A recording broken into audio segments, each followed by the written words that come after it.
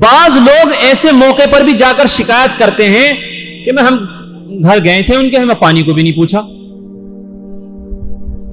ناشتہ پانی بھی نہیں کرایا ہمیں۔ ایسے موقع پر اگر شکایت کرو گے یار مجھے کھانے پینے کو نہیں پوچھا، تو تم سے گھٹیا انسان کوئی نہیں۔ ہاں ایک چیز ہے کام کرنے کی، کاندھے پر ہاتھ رکھتے ہوئے کہ بیٹے پیسوں وغیرہ کی ضرورت تو نہیں ہے، کسی چیز کی ضرورت تو نہیں ہے، ٹینشن مت لینا، ہم آپ کے ساتھ میں ہیں۔ یار کسی کا دل بڑھ جائے گا نا، وہ خوش ہوگا، زندگی بھر آپ کی عزت کرے گا۔ میرے عزیز ساتھیوں، معاشرے کا ایک اہم حصہ اور ایک اہم موضوع جس کی طرف جناب محمد الرسول اللہ صلی اللہ علیہ وسلم نے لوگوں کو بہت زیادہ رغبت دلائی ہے، میں اس کے متعلق آج آپ کے سامنے کچھ باتیں رکھتا ہوں۔ ان باتوں کو توجہ کے ساتھ سنتے جائیں اور یہ غور کریں کہ کتنا چھوٹا عمل ہے، اور ہم لوگوں کو اگر اس پر عمل کرنے کی توفیق مل جائے تو جناب محمد الرسول اللہ صلی اللہ علیہ وسلم نے کتنی فضیلتیں اس کی بیان فرمائی۔ اس لیے توجہ رکھیں اور دھیان کے ساتھ سنیں کہ وہ کام کرنا معاشرے کے اندر کتنا ضروری ہے اور اس کام کو کرنے کے طریقے کیا ہونے چاہیے۔ یہ بات توجہ کے ساتھ میں سمجھنے کی ضرورت ہے۔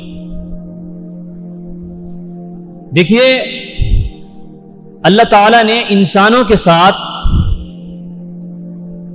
صحت کے ساتھ بیماری بھی لاحق کی ہے، اور یہ کوئی انسان ایسا نہیں ہے کہ جو انسان صرف صحیح رہے اور اس کو بیماری نہ ہوتی ہو، وہ مریض نہ ہوتا ہو۔ اور اب تو یوں کہہ لیجئے کہ کوئی گھر خالی نہیں ہے کہ جس گھر کے اندر کوئی بیمار نہ ہوتا۔ اب تو لوگ شکایتیں کرتے ہیں کہ دوائی چل رہی ہے مستقل، اور اکثر دیکھنے میں بھی یہ آتا ہے کہ کوئی نہ کوئی بندہ گھر کے اندر ایسا رہتا ہے کہ ہر گھر کے اندر دوائی کی تھیلی الگ رکھی ہوئی ہے، دوائیوں کے سہارے لوگ جی رہے ہیں۔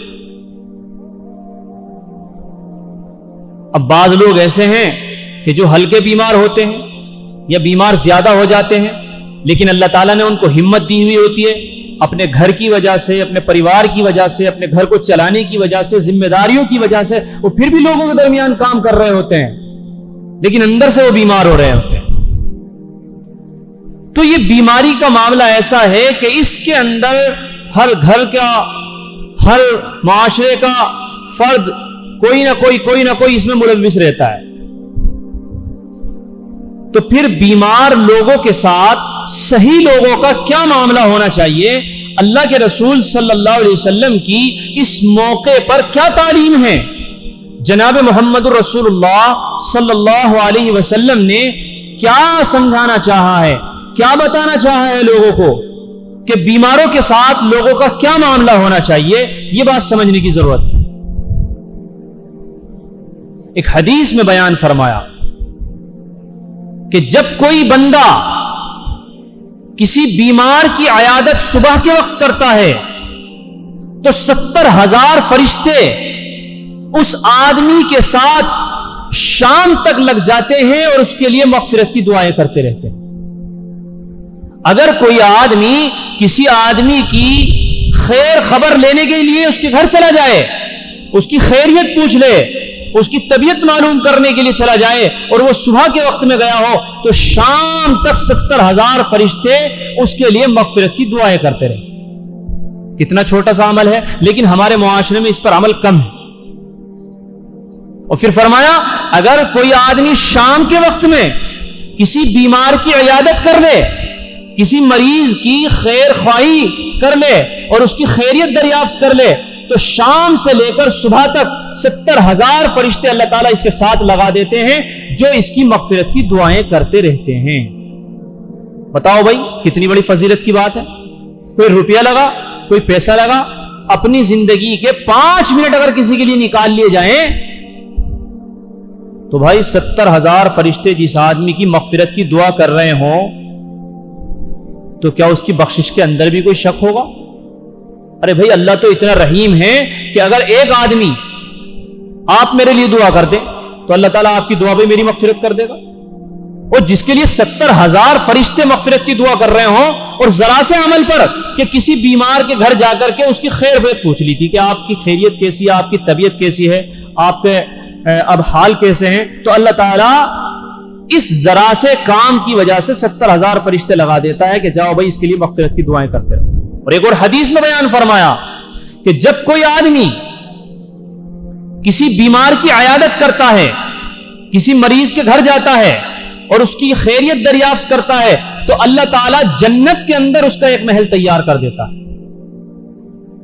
صبح سے شام تک بستی میں, رشتہ داروں میں, ملنے والوں میں اگر 10 گھر چلا گیا تو اللہ تعالیٰ نے 5 منٹ بھی اگر لگائیں اس کے تو 50 منٹ کے اندر جو ہے 10 محل اس کے جنت میں تیار کر دیں. یقین کرنا پڑے گا بھائی, یہ میں فرضی بات نہیں بتا رہا ہوں, یہ جناب محمد الرسول اللہ صلی اللہ علیہ وسلم کی حدیث ہے. ہر آدمی کتنی محنت کر رہا ہے, راتوں کو اٹھ رہا ہے, تہجد میں مانگ رہا ہے, نمازیں پڑھ رہا ہے, دن رات اللہ سے مانگ رہا ہے, اور یہاں صرف تھوڑا سا کام, چھوٹا سا کام, کسی بیمار کی عیادت کر لو, کسی بیمار سے پوچھ لو آپ کے حال کیسے ہیں, اللہ تعالیٰ جنت میں ایک محل تیار کر دیتا. کتنی فضیلت کی بات ہے. لیکن ہمارے معاشرے کے اندر اس کا پرسنٹیج بہت کم ہے. جاتے ہی نہیں لوگ, پوچھتے ہی نہیں ہیں, اس لیے کہ جو فضیلتیں میں نے ابھی آپ کے سامنے بیان کی اس سے ذہن میں ہی نہیں ہے, تصور میں نہیں ہے کہ یہ اتنا بڑا عمل ہے, اتنا بڑا ثواب اس پر ملنے والا ہے. تو اس لیے میرے بزرگوں, جب بھی کوئی محلے میں, پڑوس میں, بستی میں کسی کی بیماری کے بارے میں سنو تو وقت نکال کر کے 5 منٹ کسی کی جا کے خیریت معلوم کیا کرو. بہت بڑے ثواب کا کام ہے. ابھی دنیا میں جی رہے ہو, آخرت میں جب جاؤ گے تو معلوم ہوگا کہ یار واقعتاً بڑا کام آ رہا ہے, یہ کام میں فلاں کی عیادت کرنے کے لیے گیا تھا, اللہ تعالیٰ نے اسی کے صدقے میں میری مغفرت کر دی. تو آخرت میں معلوم ہوگا, جب یہ آنکھیں بند ہوں گی قبر میں جائیں گے تو تب معلوم ہوگا کہ میں نے یہ بڑھیا کام کر لیا تھا, کاش میں اور کر لیتا. اس لیے میرے بھائی, میرے پیارو, اس بات کا خیال کرو کہ جب کسی بیمار کو دیکھو تو فوراً اس کی خیریت معلوم کرنے کے لیے چلے جاؤ. ایک حدیث میں آیا ہے, اب یہ سوچ لیجئے, یہ سمجھ لیجئے کہ یہ بات تو کلیئر ہو گئی کہ ہم لوگوں کو بیمار کی عیادت کے لیے جانا چاہیے, لیکن جانے کے بعد کرنا کیا چاہیے؟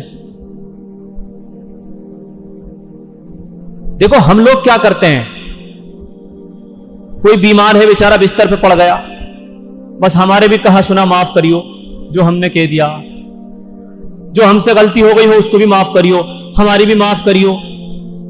یہ ہمارا طریقہ ہوتا ہے, یہ گھٹیا طریقہ ہے. اپنے جا کے بس ہاں ہمارے بھی ابا کا یہی ہوا تھا, بلڈ پریشر کم ہوا, اس کے بعد ہم نے ڈاکٹروں کو بلایا, اب ڈاکٹروں نے بتیرا دیکھا, دوائی بھی دی, بس اللہ کا حکم آ گیا تھا, اس کے بعد تو بس وہ اللہ کو پیارے ہو گئے. وہ بیمار پڑا ہے, اس کو تسلی کی بات کہنی چاہیے, اس کو تسلی دلانی چاہیے. تم جا کر کے اس کے سامنے موت کی باتیں کر رہے ہو. موت سے تو آدمی ویسے ہی گھبراتا ہے. ابھی پکڑ کے ذرا ایک آدمی کو کھڑا کر لیا جائے, لاؤ بھائی انہیں جان سے مارا جائے گا, تو کانپے گا. یا کسی کو بتا دیا جائے تم کل کو مرنے والے ہو, اس کو تو خون خشک ہو جائے گا. یہ گھٹیا طریقہ ہے, غلط طریقہ ہے. حدیث کے اندر یہ آیا, یہ بھی جناب محمد رسول اللہ صلی اللہ علیہ وسلم نے بیان فرمایا کہ جب تم کسی بیمار کے پاس جاؤ تو اس سے موت کے علاوہ بات کرو. پھر اس حدیث کی تشریح میں لکھا ہے کہ موت کے علاوہ سے بات کرو کا مطلب کیا ہے, یعنی جب آپ وہاں جائیں تو آپ کے جملے ہونے چاہیے, نہیں انشاءاللہ آپ پریشان نہ ہو, اب ماشاءاللہ پہلے سے بہتر معلوم ہو رہے ہیں, آپ بے فکر رہیں, انشاءاللہ ٹھیک ہو جائیں گے. ہم بھی دعا کریں گے اور انشاءاللہ ہم مسجد میں بھی کہیں گے, امام صاحب سے بھی کہیں گے, اور ہم بھی انشاءاللہ نماز کے بعد دعا کریں گے, اور ہم بھی دعا کر رہے ہیں انشاءاللہ آپ ٹھیک ہو جائیں گے, بڑھیا ہو جائیں گے, اب تو ماشاءاللہ پہلے سے بہتر لگ رہے ہیں. اس کا خون بڑھے گا, دل خوش ہوگا. یہ ہے طریقہ. یہ کہے سنے معاف کرنا, یہ بیکار کی باتیں ہیں, گھٹیا باتیں. بس ہمارے سر پہ ہاتھ پھیر دو, اب آخری وقت ہے, یہ بیکار کی باتیں ہیں. اس سے تو انسان جو مریض ہے اور مریض ہو جائے گا. ارے سمجھ رہے ہیں بھائی, ارے تم خود سمجھو بھائی, تم بستر پہ اور میں تم سے جا کے کہوں بس ابراہیم بھائی کہا سنا معاف کر دیو, جو بھی ہے بس اللہ ہمیں بھی معاف کرے. اب تو تم تو گھبراؤ گے, یار ابراہیم بھائی مجھے کیوں مار رہے ہو ہیں. اور اگر میں جا کے کہوں نہیں ماشاءاللہ ابراہیم بھائی بڑھیا ہے, زبیر بھائی بڑھیا ہے, آپ انشاءاللہ ٹھیک ہو جائیں گے، اور آج ہی دیکھو ہم دعا کرتے ہیں، تھوڑا سا آپ صدقہ کر دینا، اور میں اللہ سے دعا کرتا ہوں اللہ تعالیٰ میرے جو ہے ان کو ماما کو شفا دے دے۔ خوش ہوں گے نہیں ہوں گے آپ؟ دل بڑھے گا آپ کا؟ نہیں بڑھے گا؟ آدھی بیماری دور ہو جائے گی۔ تو بیمار کے پاس جا کے اچھی بات کرنی چاہیے، اسے تسلی دلانی چاہیے۔ اور پھر ایک حدیث میں لکھا ہے، یہ دعا یاد کر لینا، حدیث میں لکھا ہے، بلکہ بعض علماء کا تو یہ عمل ہے کہ جب اگر وہ بیمار ہو جاتے ہیں یا کوئی اس طرح کا معاملہ ہو جاتا ہے تو وہ دعا لکھ کر کے اپنے پاس لگا لیتے ہیں اور پھر باقاعدہ کہتے ہیں کہ ذرا یہ دعا پڑھیے۔ حدیث میں لکھا ہے کہ جب کوئی مسلمان کسی مسلمان کی عیادت کے لیے جاتا ہے اور وہاں بیٹھ کر 7 مرتبہ یہ دعا پڑھتا ہے، اسأل اللہ العظیم رب العرش العظیم ان یشفیک، 7 مرتبہ یہ دعا پڑھتا ہے تو اللہ تعالیٰ اس کو شفا دے دیتا ہے، الا یہ کہ اس کا آخری وقت آ گیا ہو، یعنی موت کے علاوہ کوئی بھی بیماری ہو تو اس دعا کے پڑھنے کی برکت کی وجہ سے اللہ تعالیٰ اس بیمار کو شفا دے دیتا ہے۔ یہ ہے بہترین طریقہ، تو اس لیے اس دعا کو یاد کر لینا چاہیے۔ بعض لوگ آج بھی بڑے بھلے ہیں، مجھے رمضان کے بعد ایک آدمی ملے، ایک شخص ملے، بوڑھے تھے، کوئی 70 سال کی عمر ہوگی ان کی، میں گھر جا رہا تھا رمضان کے بعد، انہوں نے دیکھا کہ یہ کوئی کرتے پجامے والے ہیں، مولانا ہیں، پہچانتے نہیں تھے بیچارے، ہماری بستی کا ہی معاملہ ہے۔ کہنے لگے مولانا السلام علیکم۔ وعلیکم السلام۔ جی چچا بتائیے۔ کہنے لگے میں اپنے گھر سے چلا ہوں، جو نئی پانی کی ٹنکی ہے نا کہیں ادھر ان کا گھر تھا، کہنے لگے میں وہاں سے آ رہا ہوں اور گرمی میں ہو رہے ہیں وہ پسینے میں۔ میں نے جی ہاں کہاں جا رہے ہیں؟ کہ ادھر جو ڈوڈا کالونی ہے، مجھے پتا چلا ہے کوئی آدمی بیمار ہے، مجھے پتا چلا ہے کوئی آدمی بیمار ہے، میں ان کی خیریت پوچھنے کے لیے جا رہا ہوں۔ آج بھی ماشاءاللہ ایسے لوگ ہیں کہ جی میرا یہی عمل ہے، اگر مجھے پتا چل جاتا ہے کہ بستی کے اندر کوئی بیمار ہے اور چاہے وہ کتنی ہی دور کیوں نہ ہو تو میں وقت نکال کر کے ان کی خیریت ضرور پوچھنے کے لیے جاتا ہوں۔ اور میں نے ان سے کہا کہ چچا نہیں، میں آپ کو گاڑی سے چھوڑ دیتا ہوں، آئیے میں ابھی گاڑی منگاتا ہوں، آپ اتنی دور جائیں گے، آپ بوڑھے بھی ہیں، آپ کو پریشانی ہوگی، میں آپ کو چھوڑ دیتا ہوں۔ کہنے لگے نہیں بیٹے، میرا ثواب کم ہو جائے گا، پیدل ہی چل کے جاؤں گا تاکہ اللہ تعالیٰ مجھے دیکھے کہ یہ آدمی اتنی دور سے چل کر کے کسی بیمار کی عیادت کرنے کے لیے گیا تھا۔ ایسا بننے کی ضرورت ہے۔ تو اس لیے میرے بزرگوں، بیمار کی عیادت کرنا یہ بہت ثواب کا کام ہے، اور بیمار کے پاس جا کر کے تسلی کی باتیں کرنا یہ بھی نبی علیہ الصلوۃ والسلام نے بیان فرمائی ہے۔ تو یہ چھوٹا سا عمل ہے، لیکن میں نے شروع ہی میں حدیث میں بیان فرمایا کہ جو آدمی صبح کو عیادت کرتا ہے تو اللہ تعالیٰ 70,000 فرشتے اس کے ساتھ لگا دیتا ہے کہ جو اس آدمی کے لیے مغفرت کی دعائیں کرتے رہتے ہیں، اور جو شام کو کسی بیمار کی عیادت کرنے کے لیے جاتا ہے تو اللہ تعالیٰ شام سے لے کر صبح تک اس آدمی کے ساتھ 70,000 فرشتے لگا دیتا ہے جو صبح تک اس کے لیے مغفرت کی دعائیں کرتے رہتا ہے۔ اور دوسری حدیث بھی میں نے بیان فرمائی کہ جس میں بیان فرمایا جناب محمد رسول اللہ صلی اللہ علیہ وسلم نے کہ جب کوئی کسی مریض کی عیادت کرتا ہے تو اللہ تعالیٰ جنت کے اندر اس کا ایک محل تیار کر دیتا ہے۔ اس لیے میرے بھائی اس پر عمل کرو، معاشرے کو اچھا بناؤ۔ اور ایک بات اور سنیے، اس موقع پر جب ہم کسی بیمار کی عیادت کے لیے جائیں تو ایک چیز کا خاص خیال رکھنا چاہیے۔ دیکھو اس کے گھر میں بیمار پڑا ہوا ہے، وہ مریض ہے، بعض لوگ ایسے موقع پر بھی جا کر شکایت کرتے ہیں کہ ہم گھر گئے تھے ان کے، ہمیں پانی کو بھی نہیں پوچھا، ناشتہ پانی بھی نہیں کرایا، ہمیں کھانے کا ٹائم ہو رہا تھا اتنا بھی نہیں ہوا، کھانے کو کہہ دیتے۔ یہ بات اچھی نہیں، یہ بات بڑھیا نہیں ہے۔ دیکھو اگلے بندے کے گھر میں بیمار ہیں، پریشان ہیں، اور پریشانی کے وقت میں ہیں، ایسے موقع پر آپ کو کھانا ناشتہ پانی سوچ رہا ہے۔ میں تو بعض جگہ سختی سے منع کر دیتا ہوں، اگرچہ بیچارے بہت سارے محبت والے لوگ ہوتے ہیں، آپ بھی جن کے گھر جاتے ہوں زبردستی کچھ نہ کچھ پیش کرتے ہیں وہ کہ مولانا تھوڑا سا یہ لے لیا، ارے جوس لایا ہوں میں، تھوڑا سا ٹھنڈا لے لیجیے، آپ یہ پی لیجیے، کرتے ہیں بہت سارے لوگ۔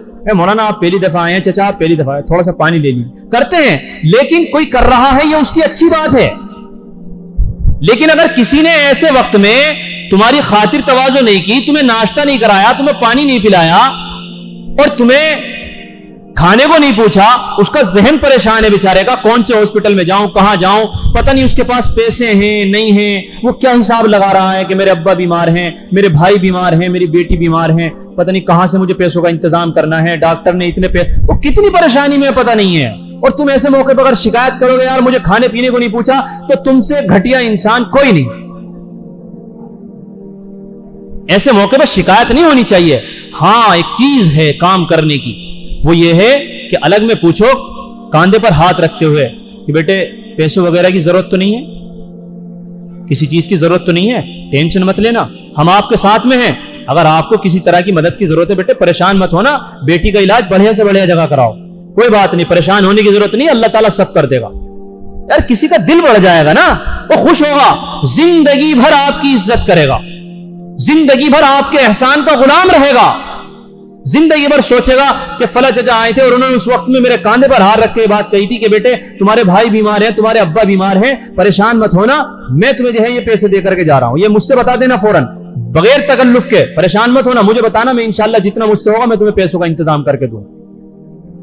تو یہ کام کرنے کے ہیں، چھوٹے چھوٹے کام ہیں، جب ہم ان پر عمل کرتے ہیں تو ہمارا معاشرہ بہترین ہو جاتا ہے اور لوگوں میں آپس میں محبت پیدا ہو جاتی ہے. تو اللہ تعالیٰ سے دعا ہے کہ اللہ تعالیٰ ان چھوٹے چھوٹے کاموں پر ہم سب کو عمل کی توفیق عطا فرما دے. وآخر دعوانا الحمدللہ رب العالمین. بھائی میرے بزرگوں، مسجد کا کام چل رہا ہے، آپ سب لوگوں کے سامنے ہیں، آپ دیکھ رہے ہیں. جی ہاں، اوپر بھی جو ہے پتائی وغیرہ کا کام چل رہا ہے، اور دیکھو یہ سب ہم سب کے تعاون سے ہی ہونا ہے. ماشاءاللہ آپ لوگوں نے اتنا تعاون کیا، کبھی ونڈو چڑھ گئی، دروازے چڑھ گئے، یہ بھی چڑھ جائے گا، دھیرے دھیرے اللہ کے گھر کا ایک کام ہو جائے گا. ذرا سا بڑھا کر تعاون کر دیا کرو، سمجھ رہے ہیں بھائی؟ یہ کام چل رہا ہے تاکہ جلد از جلد یہ اللہ کے گھر کا کام ہو جائے، سنتیں ادا کر لیں.